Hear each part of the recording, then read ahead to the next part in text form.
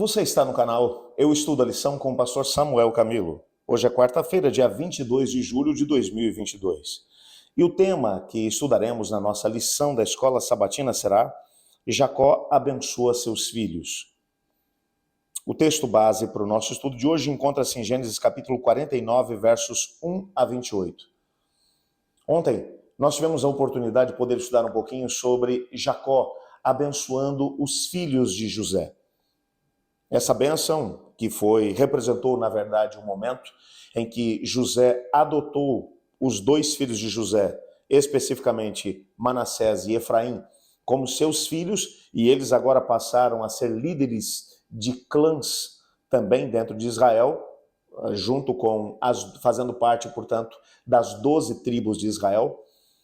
Logo na sequência, Jacó manda chamar cada um dos seus filhos.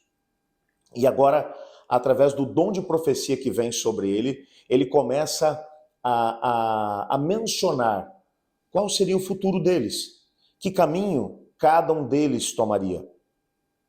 Existe alguma coisa aqui que precisamos compreender.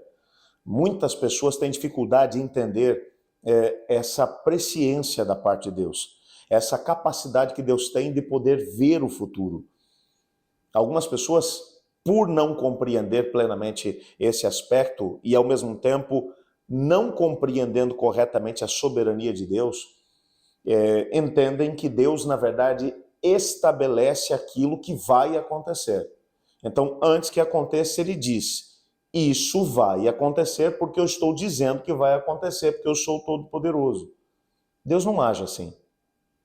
Deus, ele tem um conhecimento antecipado do tempo. A Bíblia vai deixar claro para a gente que Deus está acima da nossa noção de tempo. Passado, presente e futuro é uma noção de tempo que foi criada por Ele mesmo. Então Ele está acima disso tudo. O jeito que a Bíblia encontrou para explicar isso para a nossa mente finita é de dizer que Ele é eterno. Ele não tem começo e nem fim. Ele está além, acima da nossa noção de tempo. O que isso significa é que ele não é apanhado de surpresa em relação àquilo que vai acontecer.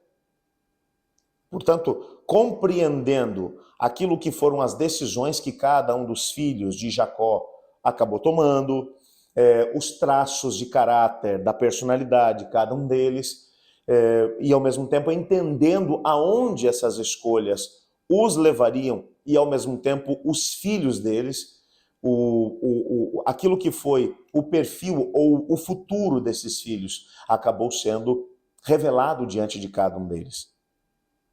Há um destaque especial no nosso guia de estudos hoje sobre Judá. Judá é mencionado de uma forma muito especial. Toda a maneira como, todo o linguajar, todos os verbos, a estrutura gramatical hebraica utilizada para se referir a Judá, existe ali uma noção de alguns termos técnicos utilizados pelos escritores para se referir ao Messias. Não que Judá fosse o Messias, mas que de Judá viria Siló. Judá, a tribo de Judá, teria como animal símbolo o leão. E uma das previsões relacionadas a Judá é que o cetro não se apartaria dele, de que o reinado, os reis, os grandes reis de Israel viriam dessa tribo, da tribo de Judá. E que de um desses reis de Judá viria o Messias. É claro, ele estava se referindo ao próprio rei Davi, que seria descendente de Judá, e que Jesus viria da própria família de Davi. Sendo assim, Jacó, no final da sua vida, uma das últimas menções que ele vai fazer é exatamente a salvação que viria por conta da sua própria família. Isso é importante que a gente ressalte dentro do contexto do livro de Gênesis, porque tem algumas pessoas que olham para o livro de Gênesis e acham que o livro de Gênesis está contando a história de Israel como nação. A história que está sendo ali mencionada é a história de como Deus vai salvar a humanidade através de Israel. Portanto, quando Israel está para fechar os olhos, está para poder morrer, uma das últimas coisas que ele vai dizer, uma das últimas lembranças que ele vai deixar, é de que o Messias viria através da sua família. Agora, especificamente, ele menciona de qual dos filhos? Seria de Judá. Talvez se eu fosse escolher um filho para que o Messias pudesse vir através dele, talvez eu escolheria José. Aí você percebe nitidamente que essa questão, a questão da escolha, ou a questão de como as coisas acontecem, elas estão ligadas à presciência, ao conhecimento antecipado da parte do Senhor Deus.